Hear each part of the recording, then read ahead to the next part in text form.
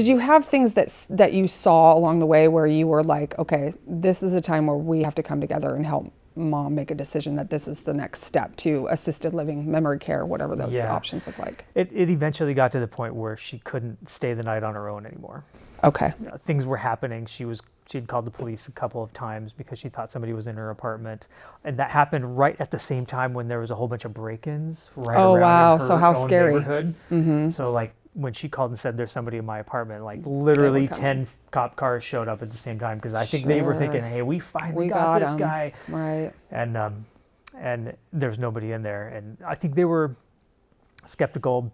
I think they thought that somebody may have actually been in there at the same time, but it wasn't until she called the fire department one time because she thought her brother was there and had cut his arm, but it was a hallucination.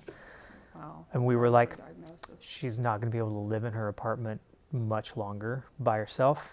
So what we started doing is round robin, taking turns staying at the apartment with her. Right. Which is very taxing on the family, right? I mean, we all still have lives, and we're going through some of that right now with my brother, just picking which family members we feel like we're not totally displacing. Our younger brother has younger children still. You have to be fair. Luckily I'm in a position, but